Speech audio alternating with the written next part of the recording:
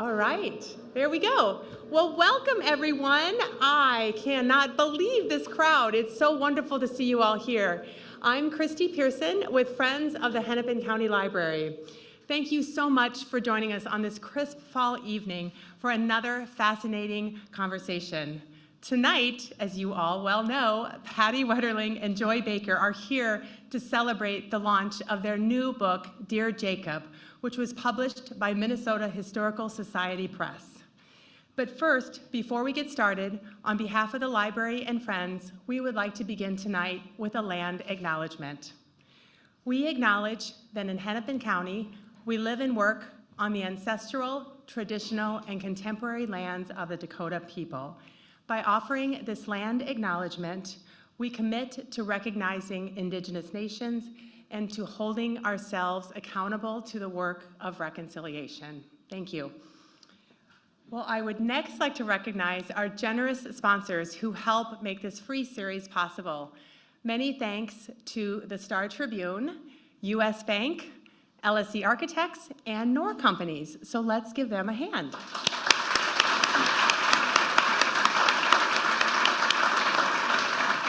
Now, with so many library fans in our audience this evening, I am thrilled to share a sneak peek into an exciting new library initiative called Let's Read.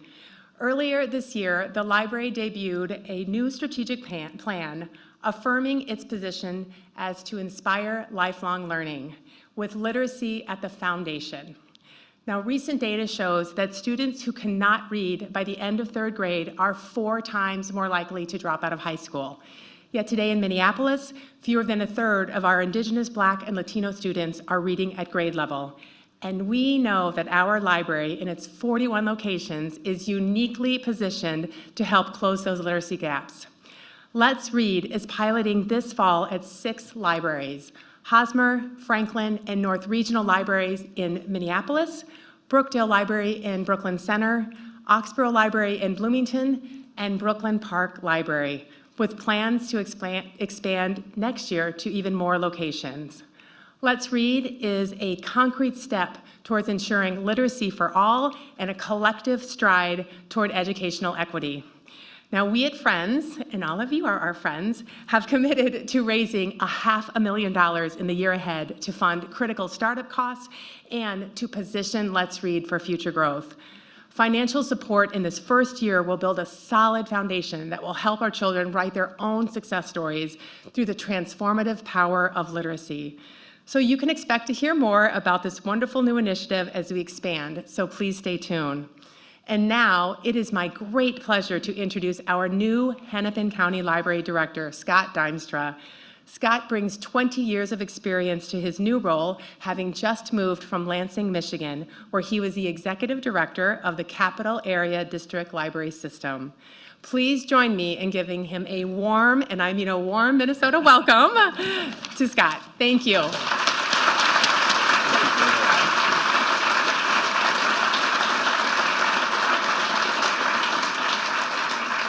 Thank you so much. I do feel that Minnesota warmth, and I'm used to the cold coming from Michigan, but I need to thank Christy and to all of you for the warm welcome. It was great in the reception, just talking to so many of you. I'm around library patrons, I'm around library friends, and it feels like you're truly my friends. You made this move so much easier because I feel so welcome for tonight, and I am ecstatic to introduce my first talk of the stacks. And one of the things that I wanted to begin with is acknowledging our friends of the Hennepin County Library. This week is an ALA initiative, the American Library Association initiative, called Friends of the Library Week. So it's a week that you acknowledge the work of the Friends of the Library for every single library system. And Christy talked about my working in libraries for 20 years. I have never seen a Friends group like the Friends of the Hennepin County Library System. It is phenomenal, and this event is an example of that. So please join me in giving a well round of applause for the Friends of the Hennepin County Library.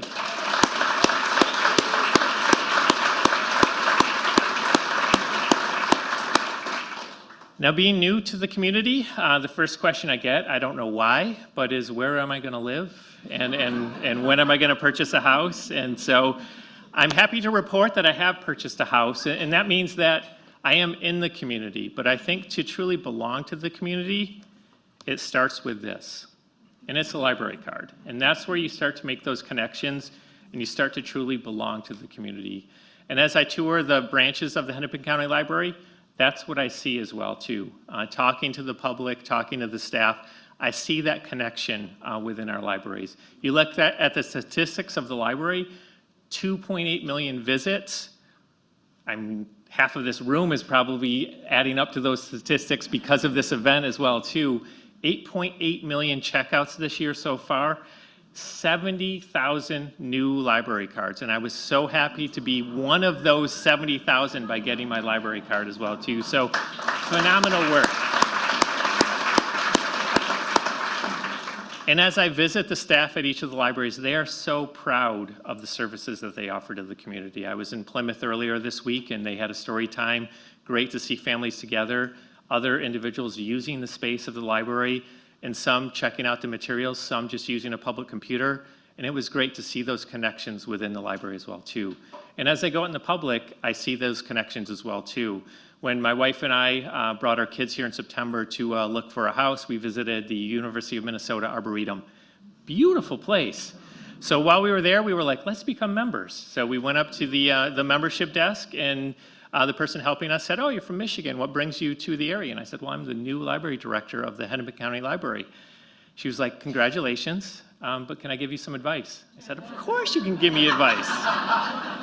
She got very serious, looked at me and said, don't you dare change a thing. And I took those words to heart, and what they tell me is the staff of the Hennepin County Library are doing a fantastic job. The board of the Hennepin County Library are doing a fantastic job as well, too. And I hope to make all of you proud by doing a fantastic job as the library director of the Hennepin County Library as well, too. So thank you. Thank you. And now I'd like to introduce tonight's special guest. Our event moderator, Jenna Ross, is the arts and cultural reporter for Star Tribune, where she also covered regional and breaking news. The National Society for Features Journalism honored her work with the first place prize in 2021. Our guests of honor, Patty Wetterling and Joy Baker, are the authors of Dear Jacob, A Mother's Journey of Hope, published by Minnesota Historical Society Press. In this brand new book, Wetterling's First, she shares the untold story of the 27-year search for her son Jacob, and its astonishing conclusion, all with her trademark candor, honesty, and optimism. Wetterling is a national advocate and educator on prevention of child abduction and exploitation. She has served on the board of directors for the National Center for Missing and Exploited Children and co-founded Team Hope, a national support group for families of missing children. For her efforts, she was named one of the 100 most influential Minnesotans of the century by the Minneapolis Star Tribune in 1999. Co-author Joy Baker is a writer, blogger, and investigative journalist who uncovered key evidence in Jacob's case. She holds a journalism degree from the University of Minnesota and for 20 years was a co-owner of Central Minnesota Advertising Agency. Please join me in welcoming moderator Jenna Ross and guests of honor, the incredible Patty Wetterling and Joy Baker, to talk of the stats.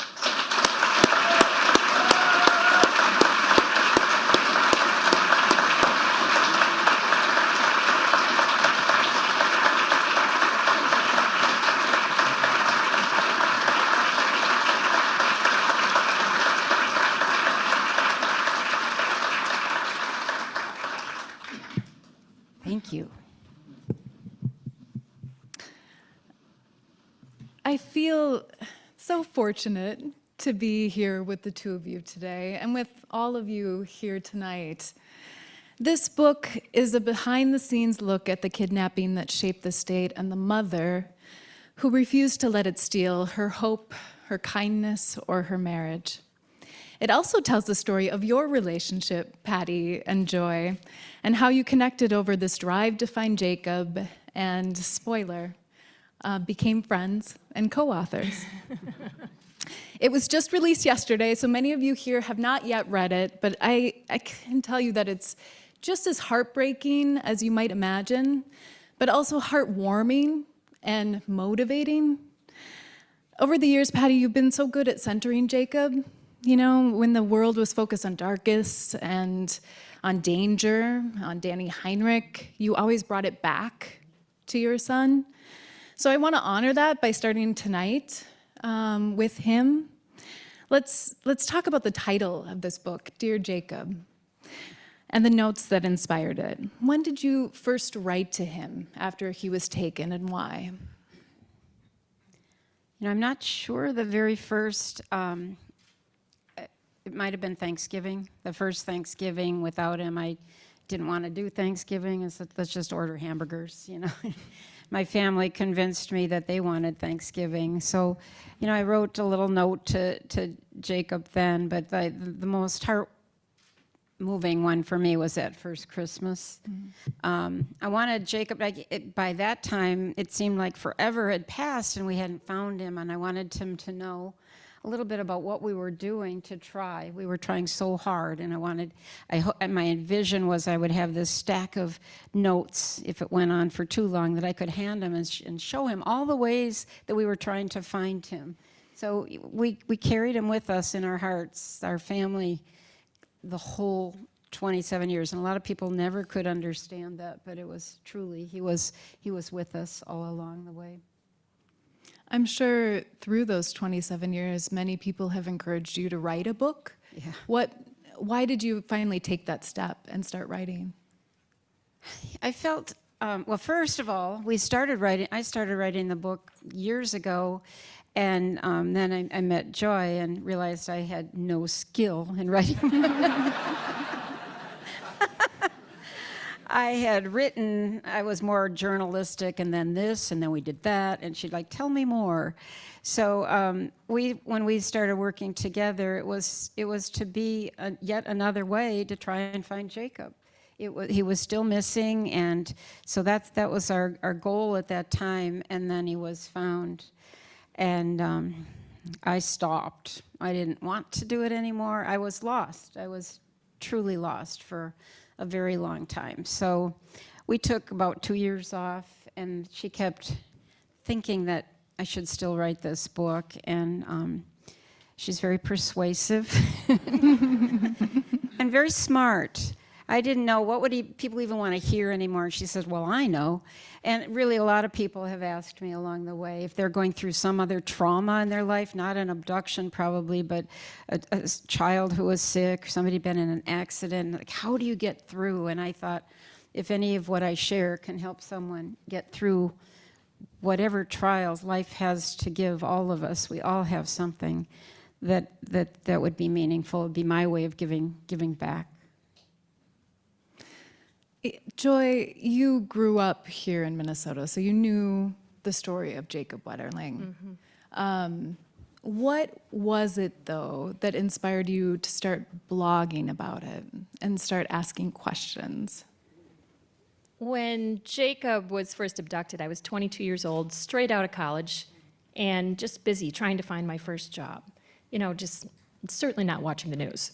And when that happened, that changed everything. I mean, anyone who was here then knows how much that changed everything in Minnesota. And I think just being a mom, I was a mom in 2010 when I started my blog. I had 2 young boys, 13 and 15. And by then, there was something about Jacob's case that drew me to him and to Patty, because I think we all not only adopted Jacob along the way, but we certainly adopted Patty as our supermom. And I just felt, well, if blogging might serve a higher purpose, and I actually at 43 was also looking for a higher purpose, I thought maybe, just maybe, if everybody would start thinking Jacob a little bit and talking and sharing what they knew, that maybe it would make a difference. So you're blogging, and Patty, you find out that she's blogging. You talk about in the book how this crime brought you into contact with, I have the quote here, so many dishonest, unscrupulous, dangerous people. How did you come to trust Joy, a random blogger out of nowhere? Took a while. She's right. we met at a fundraising gala in, where were we? Wilmer. Wilmer. And she handed me her card and said, I've been blogging, and I had reached out to all the media I could find. You know, we had talked to TV stations, radio, magazines, newspapers. I'd never once in my life looked at a blog or read a blog. But I brought home her card, and I gave it to Jerry and said she's been writing something. And when I woke up in the morning, I'd been traveling, and so by the time I got up in the morning, Jerry said, well, there goes your book. She wrote it. Like, whoa. So he read it out loud to me as I was pacing the floor, and asked, who is this woman? I have no idea who she was. I knew that she worked at the Wilmer Hospital as a marketing director, and so we made a phone call, very long, about 2 hours phone call. Mm-hmm. Yeah. And it took me a while, and maybe it's part of being a victim where trust is, it's a little harder to just automatically trust everybody. And I was traveling a lot. I was chair of the board, actually, for the National Center, so I was really busy. And did we email? We called back and forth. And it wasn't until Jared, well, I can let you tell that.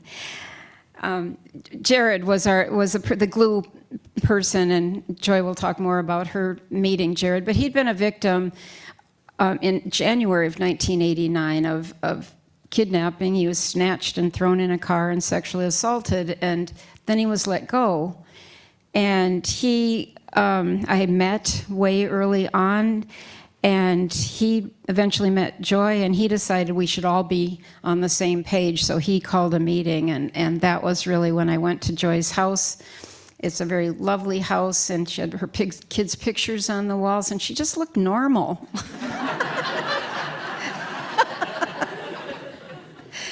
And that really began a trust, and I have to say that she's incredibly patient, because she went through all of the worst part of our journey with us, and I was not an easy person to live with, and I was trying to write something that made total sense to me, and she would read it and say, well, it's not real clear, and I'm like, what do you mean? You know, I was pretty testy. It was a bad time, but she's hung with us, and we are, I think, forever friends, I'd say. Yeah, you brought up Jared. Joy, do you want to talk a little bit about Jared and his role in all of this? Yeah. Sure. Gosh, that's a long question. Okay, so short question, but I have a long answer. Cliff's Notes version. Okay, so Jared was like Patty explained, so 9 months before Jacob's abduction in January of 1989, Jared was 12 years old, living in Cold Spring, Minnesota, which is only about 10 miles away from St. Joseph. And he, like she said, had been abducted, sexually assaulted, and then let go. And when he was let go, the man who took him had said, I want you to run towards those woods and not look back or I'll shoot. And so I had never heard of Jared's story until I started blogging about it. So this is way back in 2010. And then, kind of because of my own boys being the ages they were, I put that away for a little while. And it wasn't until 2013 that I came back to blogging, and that was when I was contacted by this person of interest who had just been named a person of interest, the neighbor up the road, whose farm site was searched. And so through all of that, I started putting together people. So I put together that gentleman with another witness who had left his tire tracks in the driveway that evening. And so this is, you probably remember this, was a really big lead at the time. And I was just pulling the two of them together for coffee at Panera Bread. And it got to be complicated, and I think that's where Patty was really starting to get a little nervous. And along those lines, I had found Jared on my own, just kind of with some genealogy skills. I was hoping that he might also be willing to talk to me. I was really trying to kind of keep it really close to people who had a direct connection to the case. I didn't want rumors and hearsay, and I was really trying to stick to people who had direct knowledge of the case. So that's why I really wanted to talk to Jared. I found him. We had a mutual friend, if you can even believe that. And so because of that, I think he agreed to talk to me. I invited him to my house for pizza, and we had pizza one evening, and he told me his story. And he was, I think, happy to share it, just kind of blown away that someone cared and was still paying attention to his story. And because of that, and because of me sharing his story, he was asking me questions about, well, who could it be? And because I was looking through these Painesville Press archives, trying to find a picture for him of an early suspect in the case, that's when I stumbled across this article about these 5 cases of very similar attacks on young boys in Painesville, Minnesota, which is 15 or 20 miles from St. Joe, and so very similar. The circumstances were so similar. Again, they were getting chased at night. They were being stalked. They were getting threatened with either a gun or a knife. Don't look back or I'll shoot, that sort of thing. And so I sent that article right away to Jared and said, what do you think about these? Have you heard of these? And by that time, Jared was living in Painesville, had been. He had moved to Painesville after his attack with his family. They moved him out of Cold Spring to Painesville. And he said, no, I've never heard of these cases before, but he said, this sounds a little bit familiar, let me ask around. So he started asking around, and suddenly one case turned into 2 cases and 3 cases and 5 cases, and suddenly we had 13 cases of people. Yeah, young boys, and parents were talking to us, and it was an explosion of these similar cases. And what was it like for you, Patty, at that point to be confronted with that? We had never heard of those cases either, and Joy forwarded everything to the sheriff's department, but they were looking at a person of interest who was not from Painesville, and so they weren't taking a whole lot seriously, but Jerry and I were. I was traveling a lot, and Joy's one of those people, when you call and talk to her, you have to have a pencil and paper and just it's like flow charts.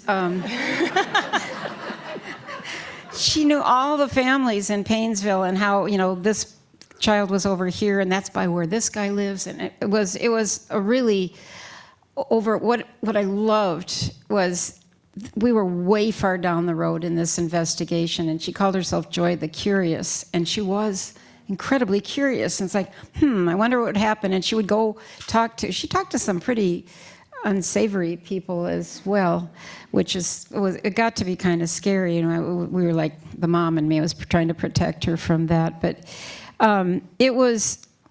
we knew she was onto something that had not really ever been fully investigated, and she's amazing. Thank you.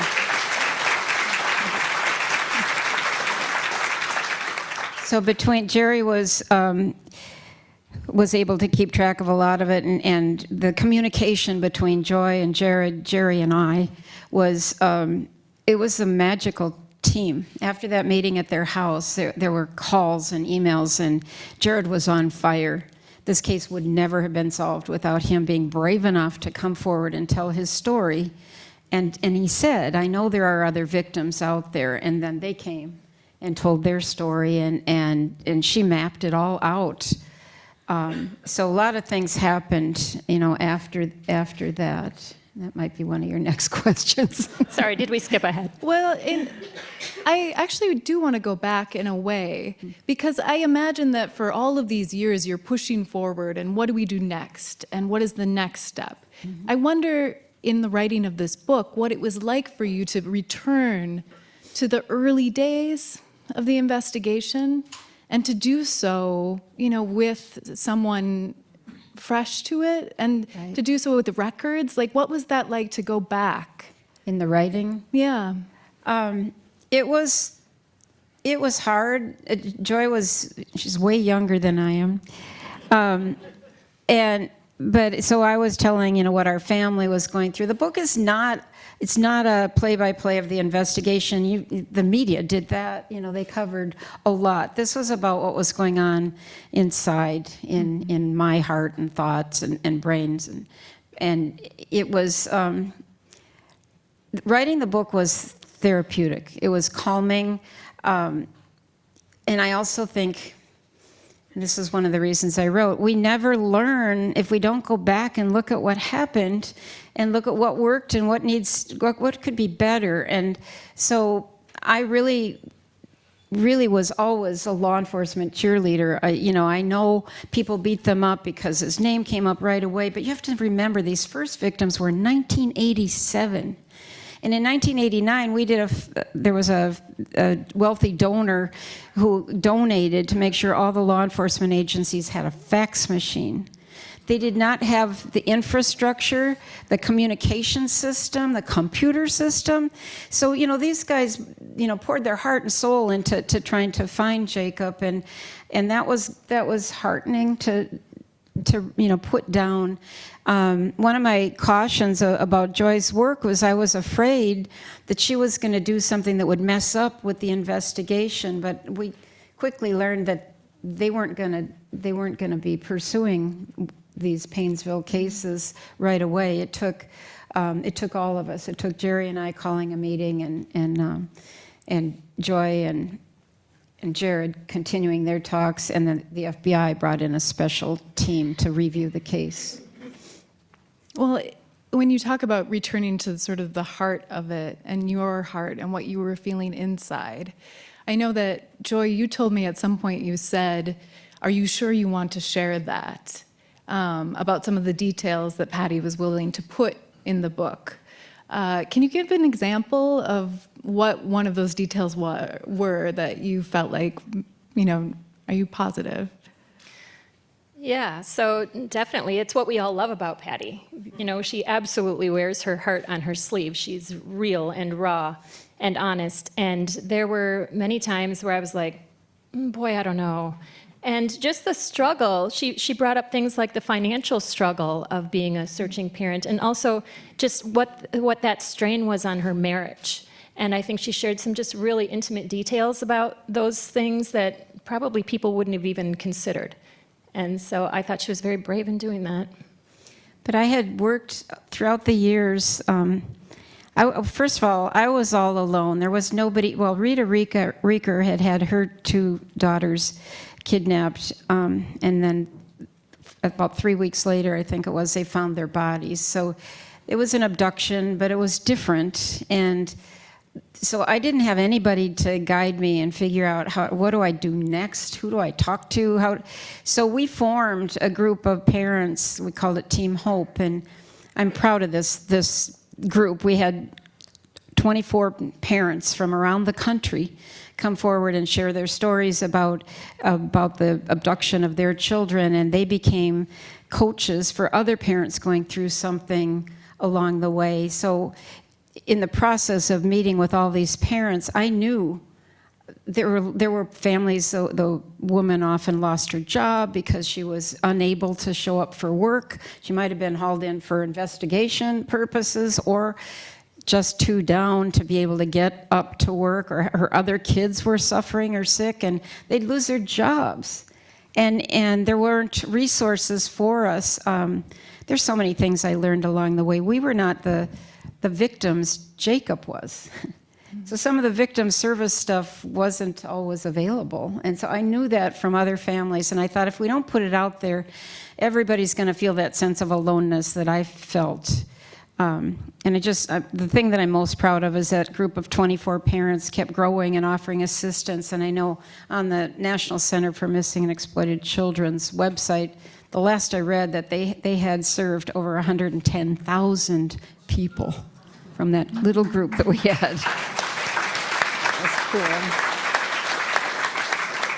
So I was doing it for them too. It's like these are some of the things that we're dealing with, and I put it all out. Not all. I put a lot out there.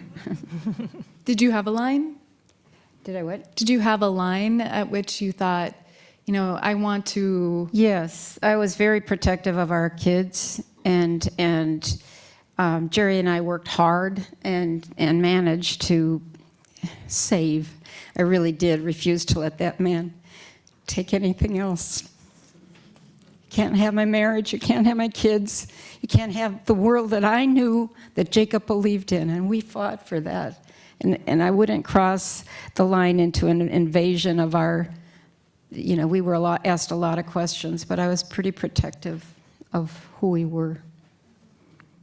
And you detailed these moments of meaning that helped pull you out from some of the sadness. And I was struck by the septic tank guy.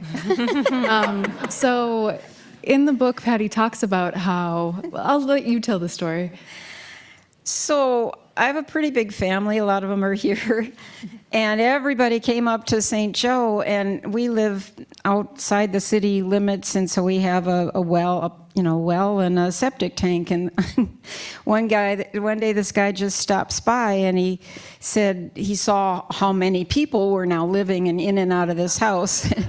And he thought that might be helpful, and he did it for free.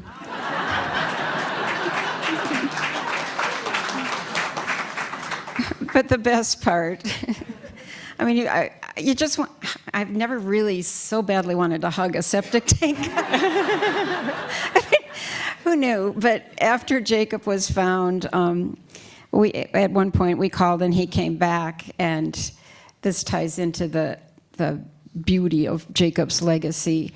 This time he said he couldn't do it for free, but they gave us a special rate. He charged me $11.11. Amazing. Yeah, those moments really fuel the book, too. Those moments of lightness and of shared humanity. Joy, how did you think about your role in writing the book? I know that you started truly as an organizer, right? And how did that change over the course of the writing of it? Okay, so I think it was in summer of 2015, Patty had asked me to maybe help her. She was thinking of writing this memoir, and maybe the time was right. This was before Jacob was found. And so I said, well, of course you should write a memoir, and I'd be happy to help. And she said, well, I've got so much stuff. I don't know how to even start. And I said, well, I could organize your stuff. Like, how much stuff? And she says, well, I don't know, ask Jerry. And so she was very busy. So she was being the board chair of the National Center for Missing and Exploited Children. And I said, okay, I'll connect with Jerry. So I came up there one evening, and Jerry had this pile, oh my goodness, this pile of boxes and boxes and grocery bags and boxes, empty kitty litter boxes, and just every odd thing that was full of things. And so I said, okay, I will take that. And thank goodness I brought the Ford Explorer, and I filled up the entire back of the Ford Explorer with the things. And a lot of those included VHS tapes from the 1980s. And I asked her, well, do you want me to convert these to digital? And she's like, well, yeah, whatever that means, for sure. So I did. I just started organizing. Well, of course, my very first stop was the Container Store in Edina, which is my favorite place in the world.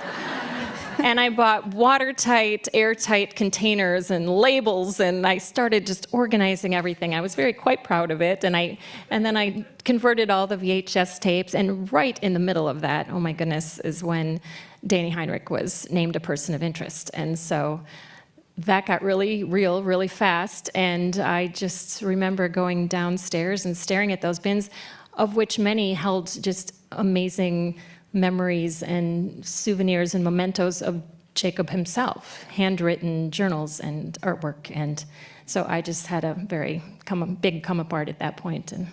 But from there, we stepped it up, and we did start writing again, but I really was just an organizer and a cheerleader, a writing coach in the very beginning.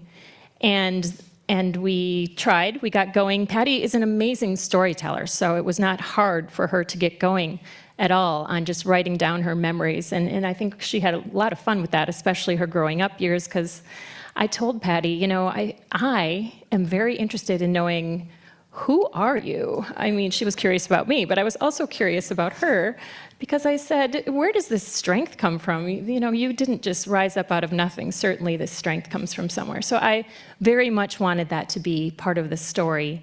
And so that is really how we got started. Very chronological, very no idea where we were going with this thing, but I just wanted her to write. I just often said, just write, just sit down and write. And you said chronological, so I understand that you had written 100 pages of your life, right? Before Jacob was abducted. How did you come to rethink that structure? I think it has something to do with the writing group, and I would love to hear that story. Yeah, some of them are here, I think. We, during COVID, you know the dates. She's the date 20, person. yeah, it was August of 2020, I believe. Right. We took, Joy thought it would really be helpful if we just did a retreat, just the two of us. So we, kept ourselves very safe and finally went to this place and rented a house for 4 days. It was whole. Right. Well, because it was COVID, it was a virtual retreat. Normally, this is the Madeline Island School for the Arts. Right. And they offer an amazing week-long retreat. I had always wanted to do it. And I said, Patty, I know this is expensive, but maybe this would be the impetus to get us to finish the book. Finish. We were going to finish. We were going to finish. In 1 week, we were going to finish the book. Well, we had a lot. And we really truly thought that until we got to the class, and you can submit like, I don't know, 100 pages, 50 pages, something like that. And she very quickly said, you can't wait 100 pages before you even get to Jacob's abduction. It's not, no. So we started over, really. We did. So that was the first time we had to start over, I think. And Yeah. we thought we just had the ending to write, and instead we found out we had to completely start over on the whole beginning. But during this time, so we had rented a house. I said, Patty, well, I still want to be able to retreat. Let's quarantine and find a place to rent a VRBO somewhere, anywhere. I didn't care. And so we found a place in Winona. And it was a beautiful place, overlooked the bluffs, and it was just the two of us. We didn't go anywhere. Couldn't, so we brought our own food in. And the most magical thing, though, was meeting these other people online, these other writers. And they were so talented. And after the retreat, we all just kind of said, would anybody be interested in keeping at this? And just maybe we could meet weekly or bi-weekly, and we all said, oh, for sure, let's do it. So we continue to meet with these wonderful people. And it's every other week, every other Wednesday, we meet for a few hours online, and they got us through this. They helped us with so much. I mean, not just the encouragement, but the back and forth feedback, and just, oh my goodness, we could have never done it without them. So I would love to give a huge shout out to them who are here tonight. 3 years, yeah.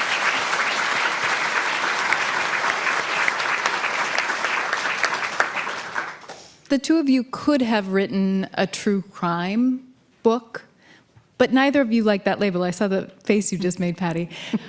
Why was it important for you to not write a true crime book? Why do you not like that label, that genre? I pretty much hate the title. It's like, this is people's sensational telling of your story for somebody's entertainment. And I'm like, ugh. That was never our intention with the story. It was very preciously written as a legacy for Jacob and as a tribute to children everywhere in the world that we want them to believe and live in. And that we got several offers from publishers of that venue, and we weren't interested. We are so happy we got the Minnesota Historical Society Press. They honored the integrity of our journey, so yay. Yes. Thank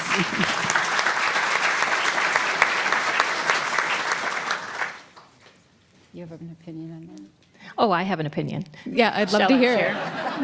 I've heard it. So when I started my blog, correct me if I'm wrong, but there was not such a thing as a true crime genre. This was before Serial. This was before really any of that had hit the fan. And so I tell people I was never trying to be an internet sleuth or to solve a cold case, anything like that. I was just trying to be a writer. I think I mentioned I had been in marketing for my entire adult life. I was 43 years old and just trying to figure out how to start my Act Two. And so when I happened upon Jacob's case, it was not for any of those reasons. I wasn't interested in true crime. I just loved the back and forth nature of blogging. I loved the interactivity of it. I loved how people commented and added to the, the answers. And so really that's all I was ever trying to do. But when I was doing it, my goodness, the true crime people come out for it. And I can't even begin to tell you. It was just crazy, the amount of people who were all over it and just throwing names to the wind, and that really bothered me. So I had probably, there's over 1,000 comments, I think, on my blog, but there's more comments that I did not allow because it was just so wrong. So it turned me off the whole true crime thing. Both of you have made mention of taking time in the midst of writing this to grapple with what had happened to Jacob. Tell me about that process. What was that like for you? And how did you two sort of support each other to come back to the writing eventually? Well, Joy created a structure. So we had Post-its, and, it was kind of like, here you are, you're this normal person, then this terrible thing happens. So you're down here, and then you find your way up, and then something else happens. So we had Post-its, and we would put on what was the low spot, and then what carried you back. So we were doing a lot of that, which for me, one of my challenges was timeline. Time meant nothing to me. You do so much in time. You go to school from kindergarten through 12th grade, and then maybe four more years. You buy a car on time. You buy a house on time. We had no idea how much time it was going to take. How do you measure?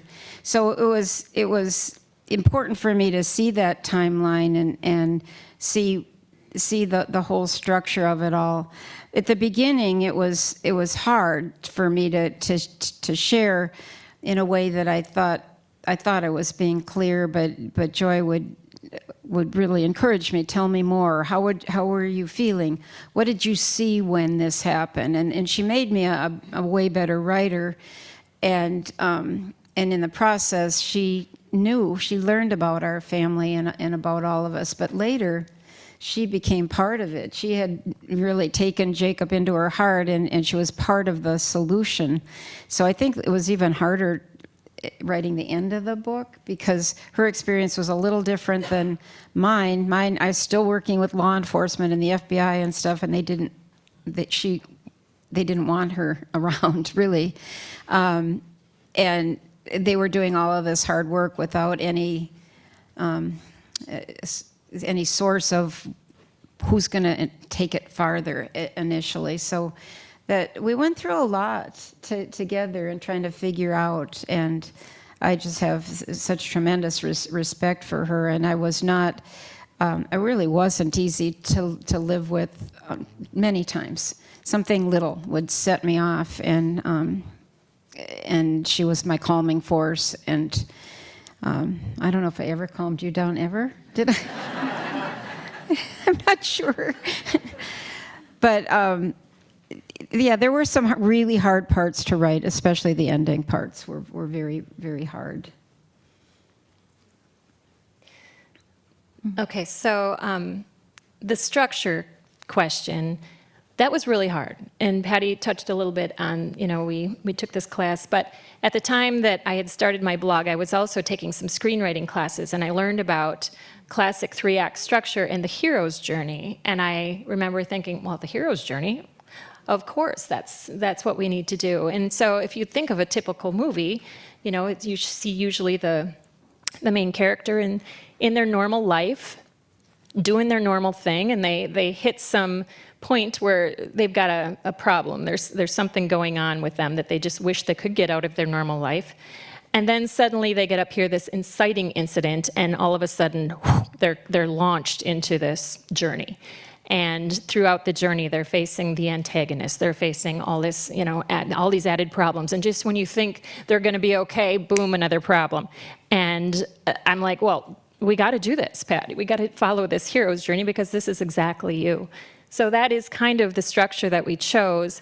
And in that, because we had to hurry up and get to the abduction a little bit quicker because there was so much, and I don't know if we mentioned this, but of course, in the middle of everything, Jacob was found. So suddenly we had an ending, and we had to figure out how to start over again. So all of a sudden, we had to figure out how to take Patty's growing up years and all of those strength things that I loved, who was the person. We had to figure out how to work those in his flashbacks just to save time and space. So that was all a challenge, but it made the book much better, and much thanks to our editor, Ann Regan from the Minnesota Historical Society Press, who helped us so much in getting that finalized. Yeah, she's amazing.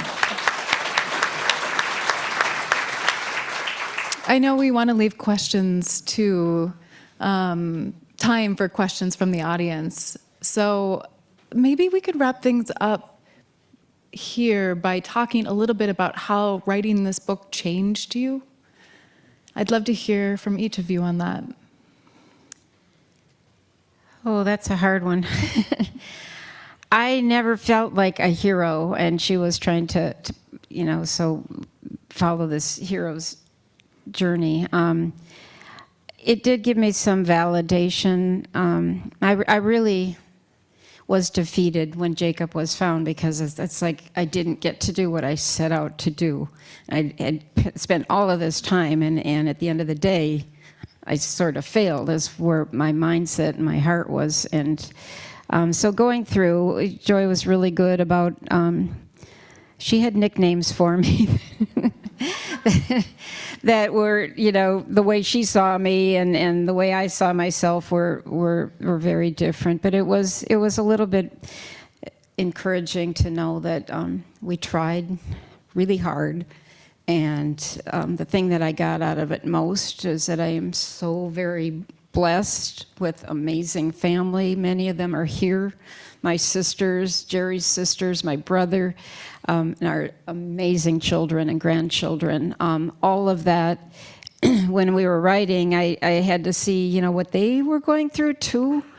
And Jacob's cousins are here. And there were always 4 boys when our families got together, and suddenly there were only the 3, and it was really hard. There were so many victims in this journey, but what I learned is that there are way more good people in the world than bad, and when good people pull together, amazing things happened, and our family benefited from the good people that carried us in their hearts and still do, and that part was reassuring and helped me find my way back to trying to get out of bed again. Well, I would say that this experience most definitely changed my life. It, of course, changed my life. And at the time, I was just so struggling. I was thinking, is this as good as it gets? I'm just going to be in marketing the rest of my life. And, that was fine, lovely, whatever. But I just knew. I was that kid. I was the kid who walked to the library all the time. I was the one who had a library card when I was 5. And, I loved reading. I loved writing. I knew this was my thing. And I knew that's what I was meant to do, but I couldn't figure out how to do it. And my poor husband, he's here today too. And how many times, honey, did I just say, but I have a higher purpose. I'm sure that I should be a writer. He's like, well, show me the money, honey. He's very pragmatic. So it was a struggle.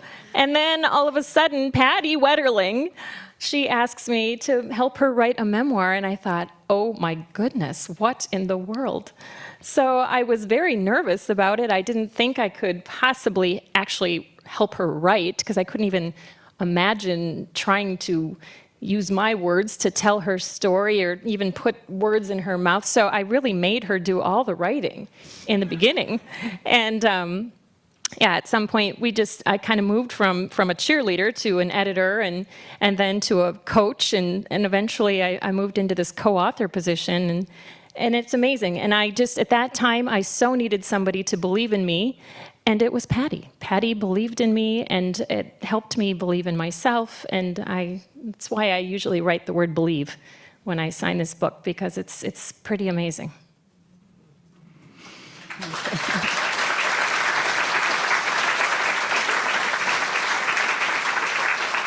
So Rob, with Friends of the Library, has a microphone, is interested in hearing questions from the audience. So if you have a question for Patty or Joy, please raise your hand and he will run over to you.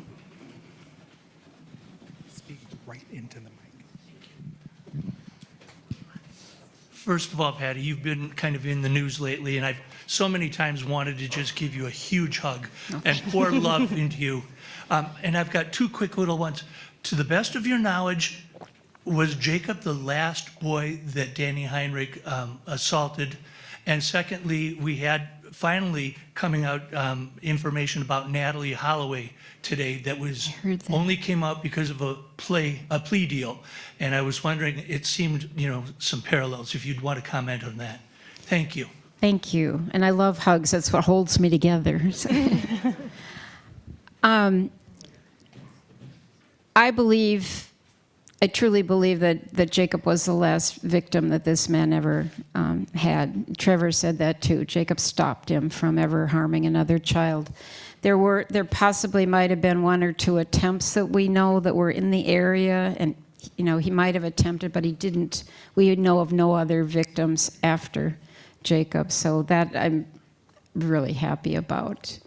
And yes, after he was found, I can tell you across the nation, a lot of old cases got brought up to the top of the pile. And this team that helped us find, the FBI team that came and took revisited the case, and technology changed. So DNA, they got Jared's DNA, or that man's DNA on Jared's clothing.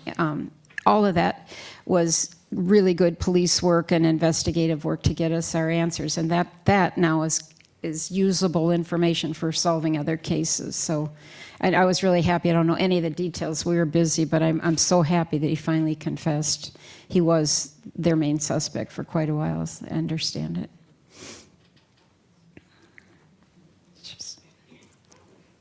I have a question. First, I just want to say God bless you, Patty, and Joy for writing this book, because you are truly an inspiration. Can you just talk briefly about the day that you found out, or how did you find out that this case was going to be solved? Yes, it was, and I write it.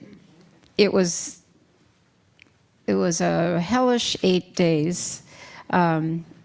Jerry and I had been with my girlfriends on a trip to in Wisconsin, and got back, and Jared came home from work, and we were trying to figure out what we were going to have for dinner when suddenly somebody's pounding on the front door, and it was Doug Kelly, Jared's lawyer. And I'm like, what the heck? That was confusing.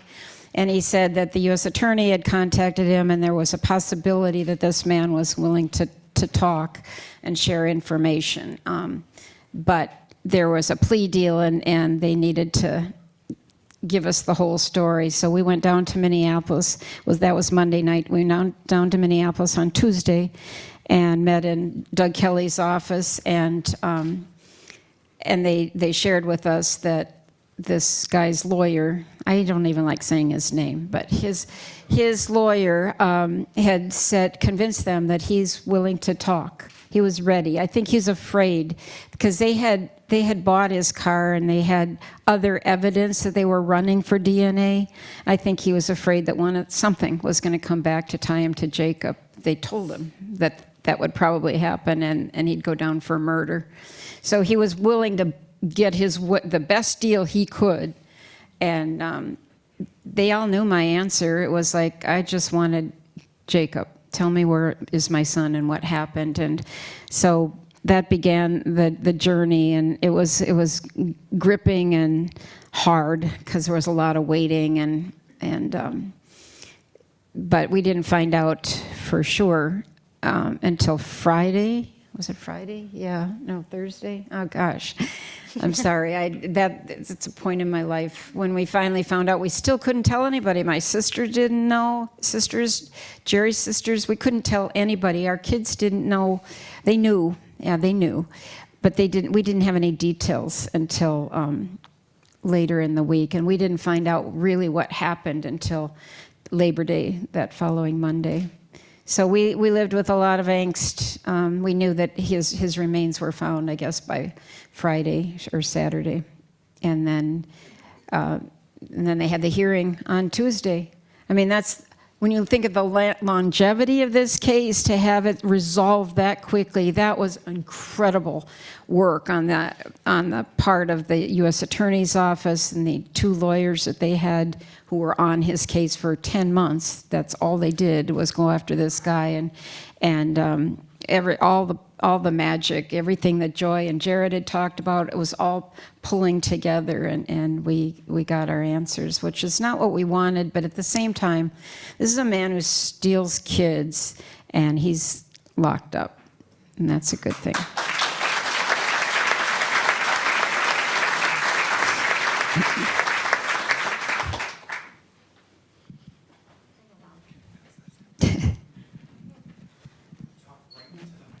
They have the recording so people can listen elsewhere, so you need the mic.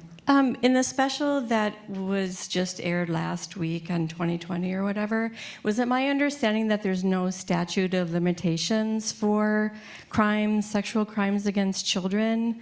And if that's true, is there someone working on to get legislation passed? Yes, that has changed. They couldn't charge this guy for Jared's abduction and assault because the statute of limitations had run out. But you have to go by when the crime was committed, which was 1989, and that's been changed. I don't think there's a statute of limitations currently on kidnapping, but I used to know all this.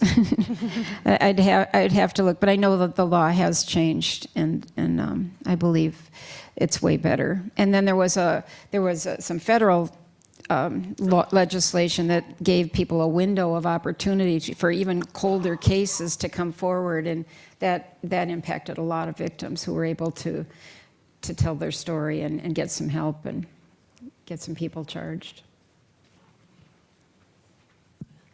We do have time for 2 more questions, but while we wait for someone to think of one, I have the announcement that the evening does not end here.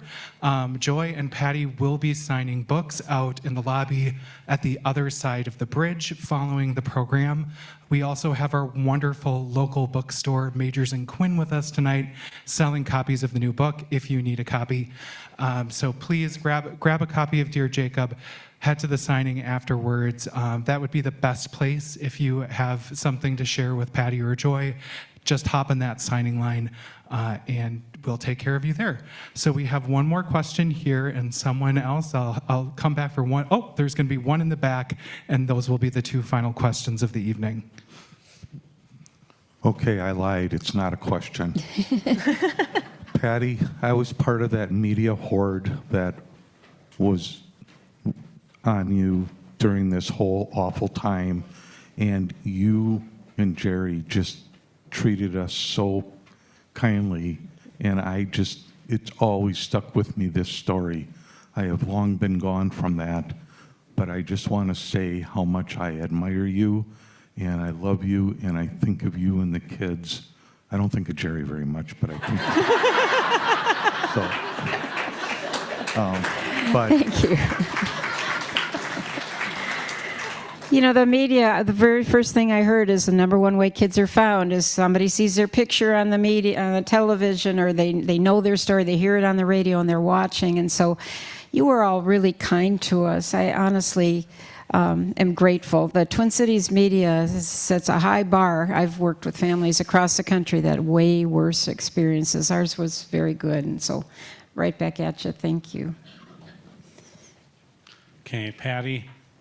Since Jacob's been found, the man who shall not be named is behind bars, and you've written a book. How does this provide closure for you and your family? I think it provides new beginnings. We knew this amazing brother, son, and so we believe in the world that we used to have. You know, it was peaceful, it was fun, and Jacob had a lot of friends. He was playful. So we have we work really hard at making our lives, finding joy. You know, you can get stuck on sadness, you can get stuck on anger and bitterness, but my solution is chocolate chip cookies. I And they're made very chocolate good. chip cookies because it's a process. You start and you're physically mixing, you throw in hope and you bake them. You have aromatherapy as they're cooking. And then you give them away and the recipients are always happy. And honestly, it's kind of a metaphor for what we try to do with our lives. I'm so proud. Our kids have brought great joy to us. Our grandchildren are brilliant, of course. And playful and fun, and that to me is the biggest gift. We're honoring Jacob every day by building and working for that world, and that's what we do.